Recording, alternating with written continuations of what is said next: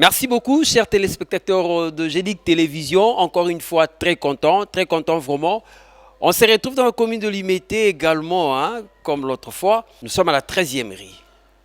L'église Mission Chrétienne Pain de Vie. Paiwapi, toyambaki l'autre fois, l'apôtre Moussas.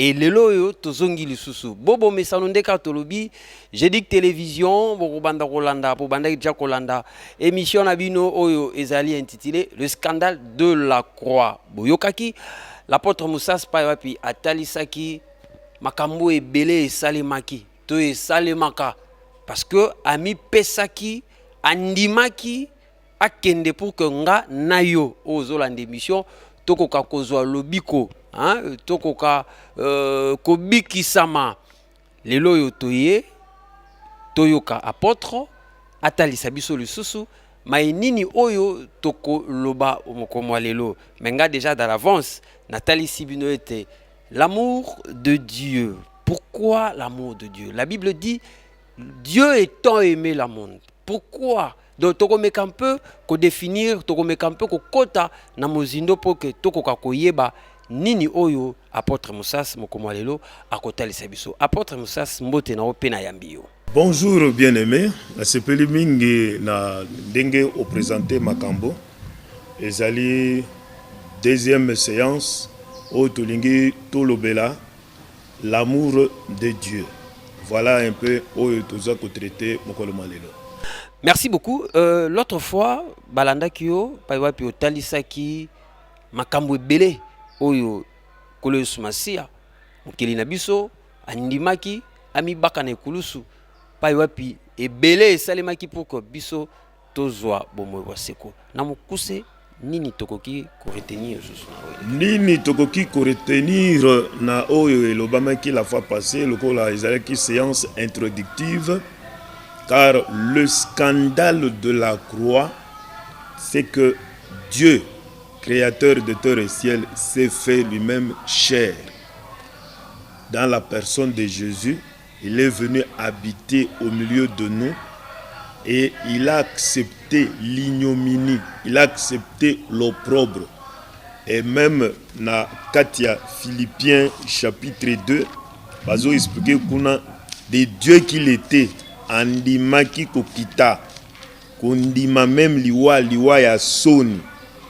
Il s'est dépouillé lui-même en prenant la forme des serviteurs, en devenant semblable aux hommes, Dieu créateur de terre et ciel, ayant paru comme un simple homme. Il s'est humilié lui-même, se rendant obéissant jusqu'à la mort, même jusqu'à la mort de la croix. Christ qui est Dieu fait chair a accepté de mourir à la place des hommes et babaki na nzete oyemoko akelaki batie na nzete babengi croix.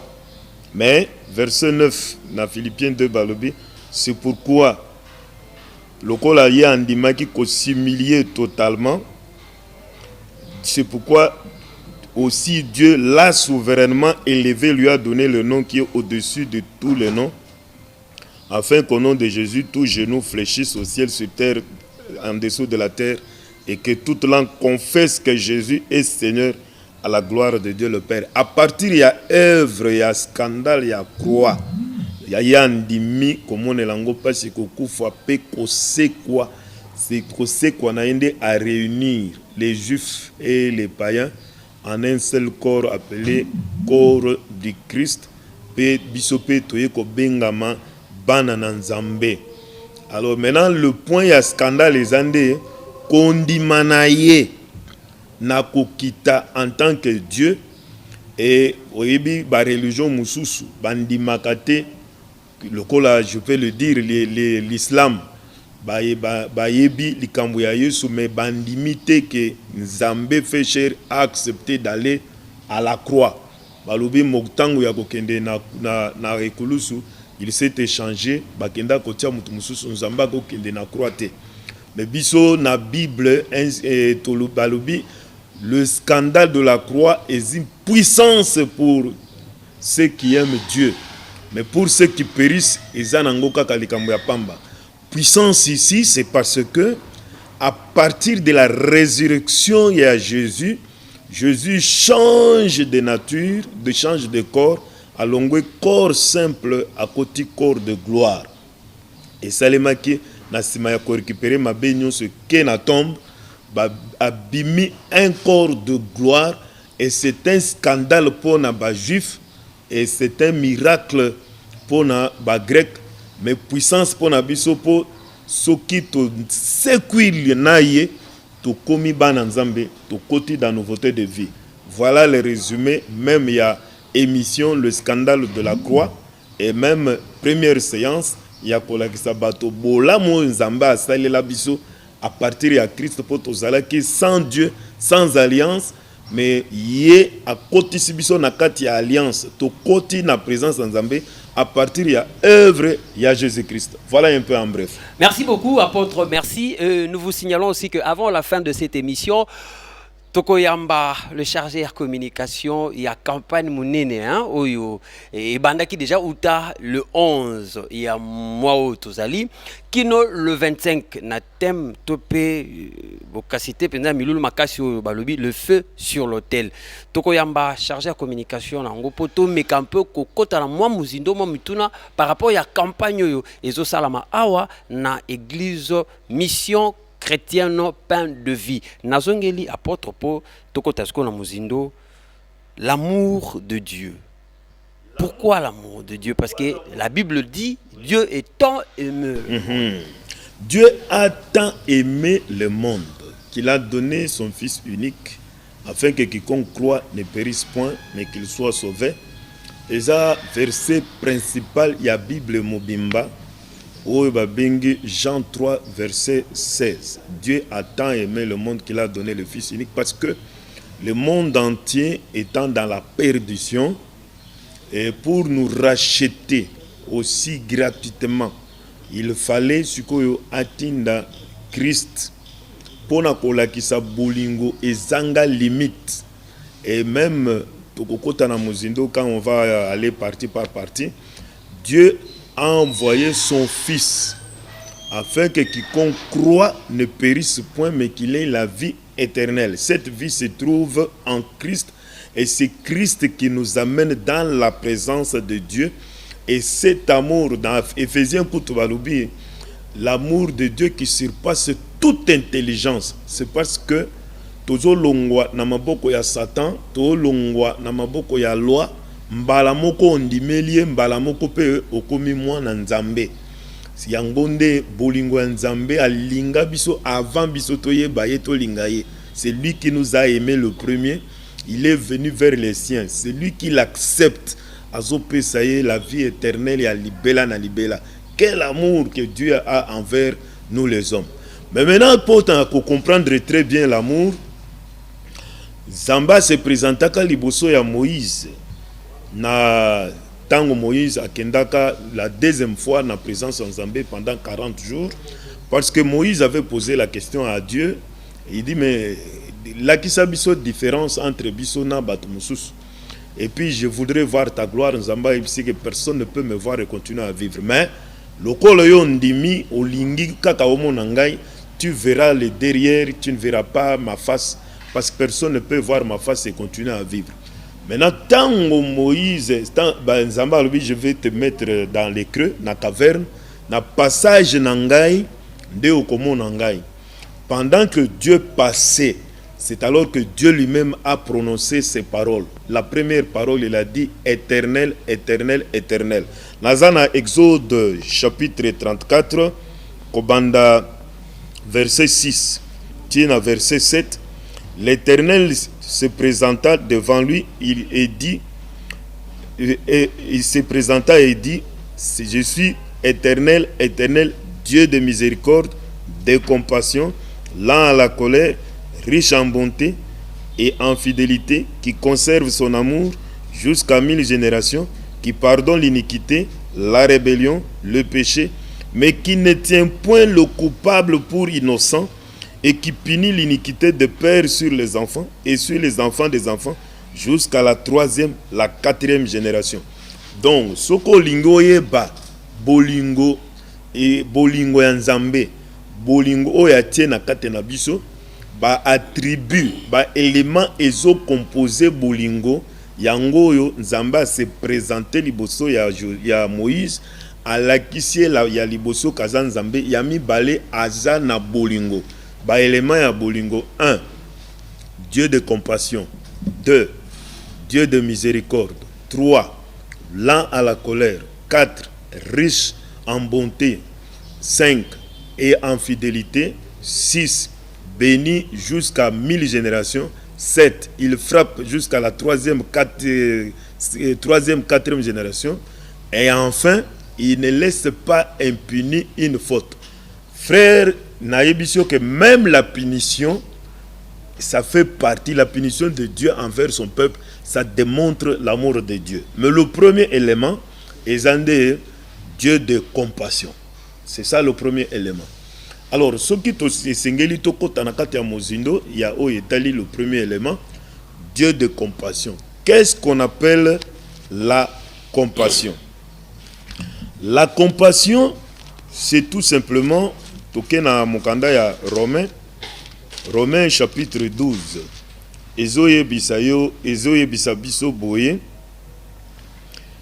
Na verset 12. Réjouissez-vous, verset 15. Réjouissez-vous avec ceux qui se réjouissent, pleurez avec ceux qui pleurent. La compassion, c'est souffrir avec celui qui souffre. Donc, yo ozana problème était ozana yo bien, mais motema ya mutu nde eza sanduku nde ememaka nyonso. Na tango yo ndimi ko souffrir avec celui qui souffre, c'est ce qu'on appelle la compassion. Voilà un peu. Et lelo oso tolobi ndengo lobi que souffrir na ba oyo bazo souffrir, mais actuellement biso bato bolingo amour là ezate pona ko kondima na partager souffrance wana na yo et pas biso ezate. Merci bien. Ça veut dire que wana toujours distinguer tant tolobi la compassion, souffrir avec ceux qui souffrent. Il y a la compassion de Dieu, il y a aussi la compassion des hommes. Et il y a une différence entre Dieu de compassion, na compassion et na kati ya mutu. To bandana na compassion ya Nzambe. Compassion ya Nzambe balobi na livre ya Lamentation. Lamentation est un livre ya Jérémie au chapitre 3 et passage lobi boye. Dans le livre de Lamentation, le verset 22. Les bontés de l'Éternel ne sont pas épuisées, ses compassions ne sont pas à leur terme. Les compassions de Dieu n'arrivent pas à leur terme. Verset 23. Elles se renouvellent chaque matin. Oh, que la fidélité de Dieu est grande. Donc, la compassion de Dieu, elle se renouvelle chaque matin. Zambé abetaka bana na yete na par rapport à niveau ya mabe na bango, mais mawana ye kolela na ye pa na biso e komaka na suka te. Parce que soki Nzambe a commis si compassion na suka, tout s'arrête. Il n'y aura plus rien. Donc, il faut différencier la punition na compassion. Tu es puni pour être ramené dans la voie de Dieu, tandis que compassion na ye est comme kana soukate. Pourquoi même Dieu de compassion, de miséricorde, ainsi de suite, na kati ya psaume mususu se croit 139, parole et le bien était Dieu sait de quoi nous sommes formés. Il sait que nous sommes poussières, que nous devions poussières, nous sommes fragiles. C'est pour cela, et aza lokola un parent, papa azalaka na mawa na bana na ye, na libota po yende aza na connaissance, aza na sagesse, tandis que mwana aza na makokite, il est tellement faible qu'il faut lui venir en aide. Il souffre, il ne sait pas ce qu'il faut faire, il ne sait pas comment agir. Maintenant, yo moto yebi, et singeli oya ko soutenir mwana. Ainsi, compassion siko ya mutu, puisque mutu aza limité, makambo ya mutu ekomaka na suka. Mutu aza mutu, il y a le moment où il s'arrête. Et quand il s'arrête, c'est fini. Akoyebisa yo pe que bon ngai na yo tokokutana kaka na sima. Pe ndenga lobaki ndenga kosala. Pourquoi? Parole lobi, le cœur de l'homme est tortueux par-dessous tout. Motema ya mutu ezana ngoka mukuse. Donc ce qui a décidé est s'il Yango nazongi nanu na livre ya Job chapitre 6 verset 14 Bible le Bible. Celui qui souffre a droit à la compassion de son ami, même quand il abandonnerait la crainte du Tout-Puissant. Celui qui souffre a droit à la compassion de son ami, même quand il abandonnerait la crainte du Tout-Puissant. Donc, ata mutu aboyi nzela ya Nzambe. Par exemple, moi si azui zemi, frère apesi zemi, bapesa kie, bayebisa kie kosala boite asali epesi conséquence yo mutu ya mokili balobi awa. Ata mutu wana landa ki voite, mais lokola zo souffrir, il faut que tu souffres avec lui. Au fait, souffrir avec quelqu'un, c'est que il manque l'équilibre sur le plan physique, sur le plan spirituel, sur le plan matériel. Donc, Motosoka zo manqué en dessous du niveau de vie qu'il faut avoir. Yangonde babengi yo motoza na niveau normal zala na mawa pona mutuana oyeba kosunga ye oyeba ko relever ye. C'est ça la compassion, souffrir avec celui qui souffre.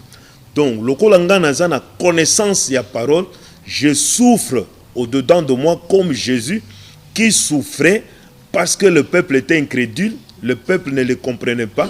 Jésus souffrait au-dedans de lui, il a même pleuré.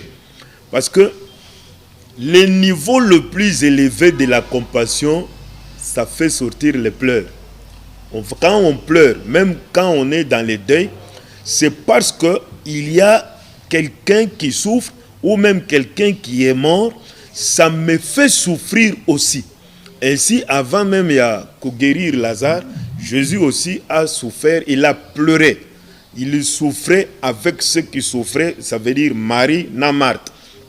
Bazalaki na kati ya souffrance ya liwa ya ndeko na bango et aye ko compatir, aye ko lelana bango, aye ko sunga bango.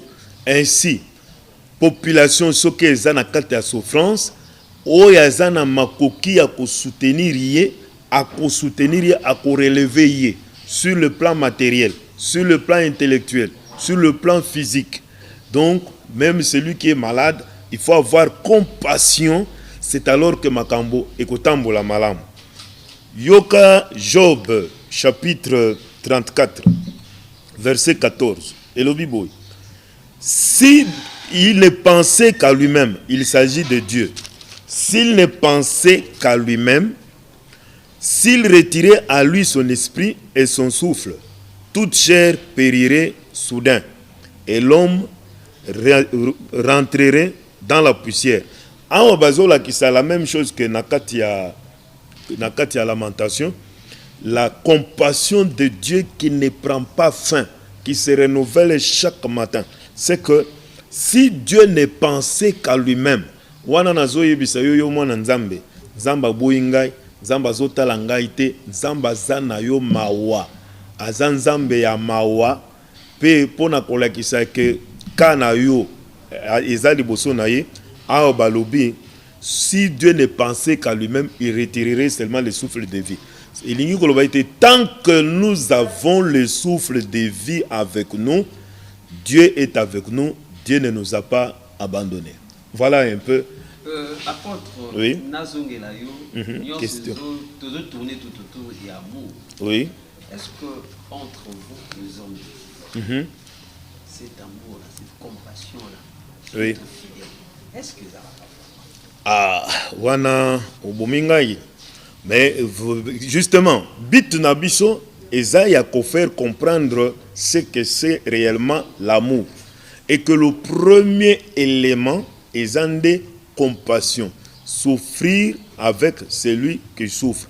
Mais vous vous rendrez compte effectivement, non seulement il pas y a serviteur, parfois on est même content, ndenge utaki koleka il n'y a pas longtemps, au moni muto akufeli mwasi, mais bato bazo sala ba commentaire n'importe quoi, au moni bato bakufi na stade, mais bato bazo sala ba commentaire lolenge bango ba moneli.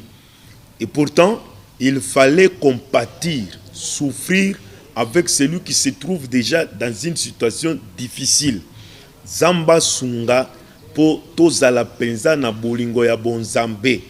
Bolingo ya bonzambe, zamba talaka kutute mabe tosalaka. Chaque jour nous injurions Dieu, mais bola monaye ezakaka moye ezali, kolia ezali, zamba katakate exactement lokola moboti. Parole lobi tozala pona ba serviteur tozala lokola les femmes les mwasi oyo azui mwana oyo aza mwana na ete. Donc mwasi wana soki andimi kokolisa mwana, il faut azala na compassion, azwaye lokola mwana na ye po aya kosunga ye. C'est ce que Jésus faisait. Jésus avant la guérison, Bible lobi, il eut compassion. Donc avant de guérir, Jésus commence par avoir compassion, ça veut dire souffrir avec celui qui souffre. Je veux vous signaler et vous dire que si il y a guérison, miracle, prophétie, parler en langue, surtout guérison, si on n'a pas eu compassion d'abord, ça ne vient pas de Dieu. Ça vient de l'homme, ça c'est de la sorcellerie. Parce que avant de soutenir Moutou, au Sungaye, n'a pas problème à Zanango, n'a pas difficulté à Zanango, il faut d'abord souffrir na mutuwana na kati ya motema. So na sima ya ko souffrir de okukisi koyo ko sa la guérison miracle comme Jésus l'a fait. Il a commencé par pleurer avec Marie et Marthe et après il a dit où est-ce que vous l'avez mis de ko sa la miracle. Donc tout miracle qui vient sans passer par la compassion, ça ne vient pas de Dieu.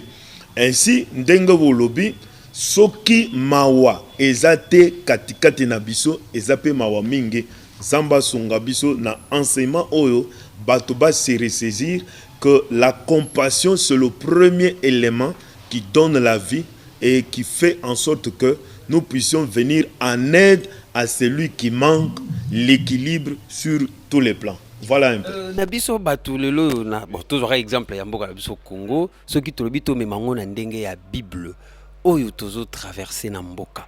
Compassion nini ezala bakambi ya mboka, ezala na biso batu tokoki kotambola ndenge. Tokoki kotambola ndenge nini. Merci bien pour la question. Omoni Nzambe ayebisa Israël. Bon, lokola bino bozali ko se contenter na ba intérêt na bino makambo na bino na kokitisa bino nyonso na kotinda bino na Babylone parce que bozali susu na mawate. Alors normalement mawa il faut ezala et savoir que soki naza mokonzi basali ce qu'on appelle le dévolu sur moi, c'est pour soutenir la population dans leurs difficultés, dans leur souffrance. Maintenant, c'est le problème de la disposition du cœur. Je veux vous dire que dans les jours qui viennent, Zambé azo bongisa ba disposition mususu po na kati na boka na Afrique et surtout au Congo pour na kotia ba serviteur à la tête pour ba oye moko atie mawa na kati na bango parce que actuellement les gens sont tributaires na ba parti politique. Parti ndé et propulsé azana devoir envers le parti et vous verrez que tango bazo pesa mbongo même na parlement na Sénat ezana part et qui na parti pour na soutenir parti ezana part pour na mutoyo a soutenir kio pour oleka et ba reconnaissance ainsi de suite. Toutes ces choses là vont changer parce que maintenant il y aura que reconnaissance envers Dieu et envers le peuple parce que bolingo balobinin aime Dieu et le prochain. Donc baza un peu embarricadé par le système, il y a démocratie, na système politique dans tous les pays du monde, soutenir le parti, soutenir la personne qui vous a soutenu, ainsi de suite. Et le peuple est pratiquement clochardisé. Mais apôtre, mais tout ça n'a pas pasteur. Oui. Dieu basé dans la politique. Toza na ba homme de Dieu basé na kati ya politique pour quelle influence? Soki mutumoko abimi ministre ya sport. Bon, qu'est-ce qu'il va influencer na kati ya politique en ce moment-là? N'oubliez pas, na kati ya politique, c'est d'abord le numéro 1. Donc, Muto yaza à la tête nde azo pesa plan ya politique na ye et par rapport pe ya bamboka mususu. Mais en tant que Moutouaza à la tête, il a la latitude de changer l'ordre des choses comme nous l'avons vu dans le monde entier. Il y a eu un Nakate Namboka Nabiso qui a dédié le pays entre les mains de Dieu sur les lieux publics. Donc, Yangonde Moutouaza à la tête, Yende Azana politique na ye oyazo sala, mais ba homme de Dieu, ba koki kozala. Mais Bakozala n'a influence ma capacité par rapport à ceux qui ont la politique en main. Mais cela n'empêche pas que na katia ba église, na katia ba émission, tolo bela yango parce que bisonde toza na capacité à changer les cœurs. Le politicien a aussi besoin de la parole de Dieu pour changer motema na ye ezala motema ya mawa. Na Israël bazalaki ko sala boy. Dans le livre de Jérémie, soki mitema ya mibali komi ya mabanga bakomi ko jouer kaka leur propre intérêt, bako benga les femmes appelées pleureuses. Les femmes pleureuses nde bakoya kolela na kati ya mboka baleli pona kolongola mitema ya lion na mitema ya bato ya mibali ekoma mitema ya misuni bongo mibato baye bakosalela nzambe. Mais basi na biso ba mama na biso au lieu bakota na ministère ya compassion balelisa mibali mitema échanger bango bakoti na ministère ya parole bakomi pe comme maman apôtre, maman ceci cela. Ce n'est pas ça leur rôle. Lorsqu'on avait arrêté Jésus, on l'a mené à la croix, les femmes se battaient la poitrine et disaient il n'a rien fait de mal. Et Jésus leur a dit pleurez pour vous et pour vos enfants. Parce que oyo basali ngai nzete ya mobese ebongo bino ya kokauka ba maman bazali susu na mitema ya bo maman te, un cœur qui frémit, un cœur qui ne voit pas le mal. Pour les mamans yesu asala mabete ba mona mabete likolo ya mawa pasi oyo ezalaki na kati ya mitema nzamba sunga po ebele pe o ba ko bondela pona mboka po obondela pona mboka. Tu dois d'abord avoir la compassion. Pas si pour Namboka, il faut écouter na kati na yo wanande okosalela na nzambe na ndenge esengeli. Voilà un peu. Merci beaucoup apôtre. Tozo couru peu derrière le temps. Oui. Ba bazolanda yo message nini na peuple de Dieu o koki kotalisa bango na pona ba comprendre parce que lelo yo tozali kolobete biso ba tozo ya envers bino poto ba kolo sumasia. Tokoki koloba ke enseignement ezo pesa malamute. Oui. Mais nandenge tolobi l'amour de Dieu. Tozuna nous eteni ya compassion. Micro, caméra, ils ont liboso na yo. Ni no koko kota peza na mozindo pour que balanda o malamu. Na mozindo tokoki koloba boye parole lobi était na Ézéchiel 36. Je changerai vos cœurs de pierre en cœurs de chair afin que vous appreniez à marcher selon les voies de Dieu. Et dans Joël Balobi, déchirer les cœurs et non les habits. Donc, il faut avoir le cœur de Dieu. Il faut avoir le cœur de Dieu, un cœur qui frémit. Israël, Mokolo Mususu, Ayebisaka Nzambe, Alobi, je crois que c'est Isaïe 63, Alobi, nos pères, dont Abraham ne nous connaît pas, Israël ne nous connaît pas. C'est toi notre Dieu. C'est toi qui nous as créés. Batuni Nzambe, où sont tes compassions? Où sont tes frémissements? Parce que yebi tango mwana azana problème, papa na ye azana pasi, papa na ye akolenga, soki balingi batia eloko na kati ya lisu na ye, papa akolenga. Même notre Dieu, quand nous souffrons, c'est pour cela la Bible dit celui qui vous touche, il a touché la prunelle de mon œil. Donc Zamba lande la kabana na ye, azolanda azana pasi tango tozana pasi. azana esengo tango toza na esengo. Alors lokola ye azana mawa pona biso tozala pe na mawa pona baninga zala na motema ya mawa et de compassion en bref tolobi boye ezalinde mutoyo azo manqué équilibre sur le plan physique, sur le plan spirituel, sur le plan matériel. Donc ngana za tango nazana bozui mais ezana bato bazana ngote il faut na soutenir bango ndenge balakisi bango biso na Job chapitre 4 verset 6 balobi c'est lui qui pêche a droit à la compassion de ses amis quand bien même il s'écarterait de Dieu. C'est lui qui souffre. Donc tant que mutu moninga azo souffrir, il faut pe o souffrir naye elongo mais o luka poete amata azala na équilibre azala pe na esengo. Voilà un peu ce qu'on peut dire de la compassion.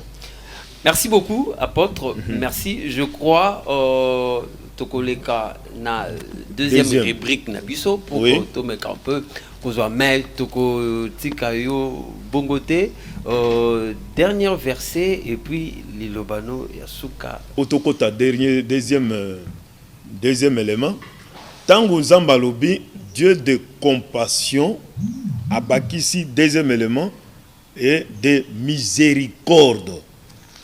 Bon, il arrive de moments que oyoki mawa mais au réagir était. Bon, il y a ezana mutomoko a dirigeant mboko soki batuni bolobini bazongi sa corps buya basala ni non. Bon, en tant que ancien président eza passe eza mawa tant oya sala mais tokolimbisa yete pona onyonso asala na kati na mboka. Donc okoki kozala na mawa po eza naturel mais o réagir te alobi pona nini mwana wana aza na zemi mema ye otika ye na hôpital yo za na mutu abi non wana etaliye mais quand même dans le cœur tu souffres mais puisque tu n'as pas pardonné son péché sa faute parce que pour aider quelqu'un il faut passer par le pardon. Et natango tozo le kananzela ya pardon, c'est ça maintenant la miséricorde. Dans la miséricorde, miséreux, souffrant, n'ayant rien, il y a c'est dedans que se trouve le pardon. C'est dans la miséricorde, c'est ça même le mot capital le plus élevé, nakate na makambo nzambe, Dieu de miséricorde. Ça veut dire il n'a pas tenu compte de nos péchés. Il n'a pas tenu compte de tout ce que nous étions. Et même la Bible va plus loin et dit que là où abonde le péché, surabonde la grâce. C'est-à-dire que l'amour de Dieu envers nous, ça passe par la miséricorde. Ça veut dire qu'il ne tient pas compte de nos péchés. Il tient compte de notre nature pécheresse et il nous vient en aide. C'est ainsi que dans l'isolo il y a le bon samaritain. Bon samaritain, batoni motona. Yebisa biso, qu'est-ce qu'il faut faire pour hériter le royaume des cieux? Après ces réponses, il est dit que dans la parole, aime Dieu et le prochain. Maintenant, atuni motona, qui est le prochain? Yesu parabole ya bon samaritain alobi, Lévite, aleki nanzela, amoni mutu azokufa atikiye akenaye. Sacrificateur, ndenge yo lobaki, bazotanga kutu sacrificateur na Lévite. Bamoni mutu azana pasi batikiye. Mais le samaritain qui n'est pas juif, qui n'est pas enfant de Dieu, lui a accepté ya kozwa mutu wana komemaye na hôpital pe pesi mbongo alobi soki eza muke na koya kobakisa. Maintenant, Yesu atuni juif. Tous les trois, qui a montré l'amour de Dieu? Que c'est celui qui a eu miséricorde. Il n'a pas dit celui qui a eu l'amour. Non, miséricorde. Ça veut dire que Samaritain a joie qui passe. Il y a moninga. Et bayeba qui que parti wana balekaka n'importe quand. nde sacrificateur tango ya alobi etalio pona nini yo lekaki awa yo moko levita ye alobi etalio me muto ya zana mawa na kati na ye muto ya bosa na kamabe ye nde wana muto azana miséricorde yango nzamba za consiste soyez miséricordieux comme votre père est miséricordieux eza facilité ya kobandana noko limbisa bongo oya kolakisa miséricorde. Le niveau le plus élevé ya miséricorde ya nzambe epai na biso wana ezande Zambe andimi pasi mabe na biso nyonso atie na kati ya mutu moko babengi le Christ et Christ a accepté de mourir à notre place pour biso tozwa lobiko. Voilà la miséricorde de Dieu. Et il nous a aussi demandé de souffrir pour d'autres personnes, même de mourir pour d'autres personnes selon la parole. Plus de joie à donner qu'à recevoir. Et celui qui accepte de donner la solution, c'est celui-là qu'on appelle un homme miséricordieux. Merci beaucoup, apôtre. C'est encore une fois derrière le temps. Oui. Pour nous citer par rapport à deuxième oui. La miséricorde. Oui. Pour nous citer, merci bien. Dans Otanga Éphésiens chapitre 2, verset 4, le Bible. Mais Dieu, qui est riche en miséricorde, à cause du grand amour dont il nous a aimés. Si vous comprenez pas ça, on parle miséricorde et amour. Maintenant, ce qu'on veut distinguer, il y a un premier point dans le bolingo, c'est compassion. Deuxième, c'est miséricorde. Si vous comprenez, maintenant là, vous pouvez lire facilement. Dieu, qui est riche en miséricorde, à cause du grand amour dont il nous a aimés, nous étions morts par nos offenses, il nous a rendus à la vie avec Christ. Et c'est par grâce que vous êtes sauvés. Il nous a ressuscités ensemble et nous a fait asseoir ensemble dans le lieu céleste en Christ à cause de sa miséricorde. Parce que Dieu connaît de quelle matière nous sommes formés. Il sait que nous sommes poussière, qui redevient poussière. Il sait que nous sommes liés au péché. Yangonde aza miséricordieux, ça veut dire il ne fait que pardonner. Yango ayebisaka Pierre atuni motuna. Nous devons pardonner combien de fois? Est-ce que 7 fois? Yesu ayebisi 77 fois 7 fois. Ça voudrait dire que si toi tu connais et que l'autre ne connaît pas, il ne fera que des bêtises. Mais puisque toi tu connais, tu vas l'aider à sortir des bêtises ou jusqu'à ce qu'il en sorte. Parce que nature n'a pas pécheresse, donc pardon est à la limite. La miséricorde, c'est le plus grand ensemble dans lequel se trouve l'élément appelé pardon. Voilà un peu. Merci beaucoup, apôtre. Merci. Je crois que Maloba apôtre Yasuka, Yamboto, Yamba, deuxième invité, Nabiso, Tokobama campagne. Tolinga qui na module ya liboso, kolakisa l'amour de Dieu et que la nakati ya amour ya Nzambe, il y a les attributs au koloba j'ai l'amour mais yebaka ete avoir l'amour c'est général mais il y a des attributs de l'amour, les éléments qui composent l'amour. Dengue tozu yango na Exode 34, Dieu se présente, il dit éternel, éternel, Dieu de compassion, de miséricorde, lent à la colère, riche en bonté, en fidélité, qui bénit jusqu'à 1000 générations et frappe jusqu'à la 4e, ne laisse pas impunie une faute. Les autres décortiquer deux éléments, la compassion et la miséricorde. Zala na mawapo na motunyon so azali na pasi po pasi kosuke la kaka yete lobi pe okozala na besoin ya motupe asunga yo. Mais Ecclésiaste lobi vaut mieux un chien vivant qu'un lion mort. Tant que le chien est en vie, il peut te venir en aide. Même Shege, même Moutou le plus pauvre, il est utile pour toi. Zalana Mawa. Mokolo Kukufela, ba membre de famille, yote Moutou komema cercueil, eza bato yozo finga omona bango sans valeur, bangonde ba komema cercueil. Millionnaire moko na mbinza, azalaki kotia kaka chien méchant.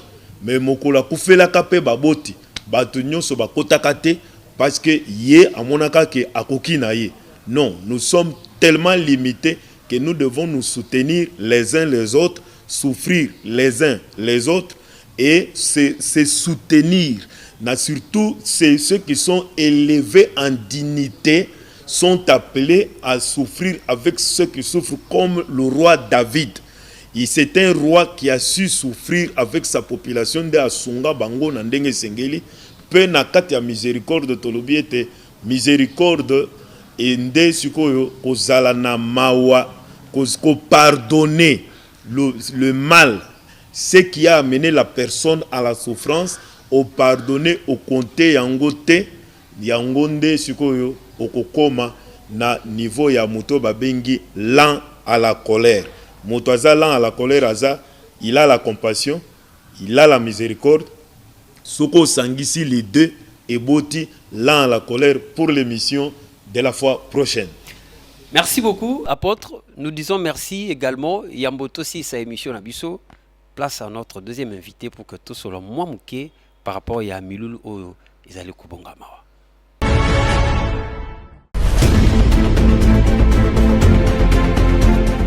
Pour Balandi, il y a émission Le Scandale de la Croix. Vous pensez que Yambi, frère Trésor. Frère Trésor Mbote. Mbote, papa. Vous allez charger la communication, il y a Milul Monene Oyo et Banda qui déjà a église mission chrétien pain de vie. Namukuse nango tokoki koye babalandi bazolanda yo bakoko ba ezali nini namukuse. Namukuse oyo balandi bakoki kokanga na oyo milulu et izwami na isika oyo esi bandaki dimanche passé le 11 au tozai kokende nango kino le 25, donc il y a 15 jours. Alors, programme Oyo et Biangami Kodesh. Kodesh Oyo elingi koloba mise à part. Moto Oyo atiama pembeni. Sikoyo mama na likambo Oyo tozali ko décortiquer na kati ya 2 semaines Oyo ezali le feu sur l'autel. To moto likolo ya etumbelo. Alors nde mama na likambo oyo ezali kolobama chaque soir à partir ya 17h kino 19h tozali kosambela na kambama na thème wana le feu sur l'autel. Et n'a pas différents prédicateurs, tu peux banani na banani bazali côté à penza pour ces bananzan pas la format bien aussi. Lolenge to ezali awana na affiche tozali na apôtre fidèle parmi batei bazali na programme tozali na pasteur Chimène Wawa tozali na prophète John Kakunda. Nous allons na prophète Estras Mundala, nous allons pe na révérend Lucien Mbenga. Kutu révérend Lucien Mbenga à côté ya na poko na lelo. Message nini bae o nanu bae na milulute okoki kotali sabango et puis qu'on rappelle bango adresse église esika. Message oyo tokoki kopesa to koyebisa na bae ba rejoindre biso nanu te ezali ete le feu sur l'autel ezali bosenga ya Nzambe oyo azali kosenga na bana Israël ete na hôtel oyo etongamaki na Israël to esengelaki etongama na Israël moto ekufa te moto etikala ya kopela butu moi tongo pokwa oyo ete nganga Nzambe esengelaki atia tango iso mbeka to musuni likolo ya etumbelo ezali kotumbama bongo milinga to fume o ezalaki kokende kino na zolo ya Nzambe pona kosepela na mbeka oyo ezaki kotiama na etumbelo sikawa bana na Nzambe babiangami na milulu oyo pona kotalisa bango to koyebisa na bango ete na boyokani ya sika ezali ndenge mosusu te, ndenge moko te na boyokani oyo ya kala esengelaki kotia mbeka likolo ya etumbelo. Kasi bana na Nzambe bango moko bazali sikawa etumbelo, bazali sikawa mbeka po ete ba yebana na kopesa une fumée to une odeur, une bonne odeur na narine ya Nzambe. Kasi pona kozwa ba explication nyonso oyo ekomema biso na mabondeli tozwami na motel Fikin, tozali na avenue Wizele numéro 4, référence ezali morgue ya Saint-Joseph nde isika tozali. Merci beaucoup, Topesio, merci. Ndenge aux 8 ans, il y a koleka na émission Le Scandale de la Croix pour nous couper sa message parce que je crois Milulu ezana nous kino le 25 il y a mois oyo tozali tosengi kaka na kolo sumasi a abattre la paix à pambola bino Milulu et kende malamu kino nasuka.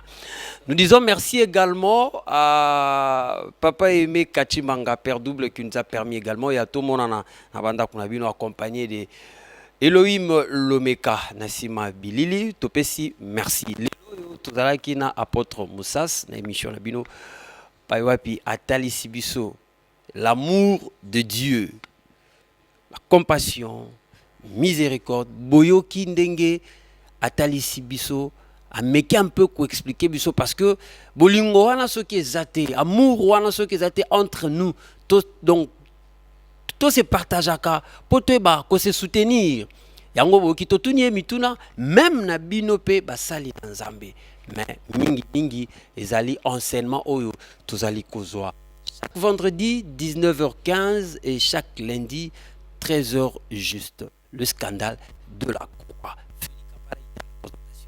Vous avez posé kotuna mituna numéro eza affiché botuna mituna na bino mituna eza bino mais biya ezali en côté ezali apôtre. Merci beaucoup.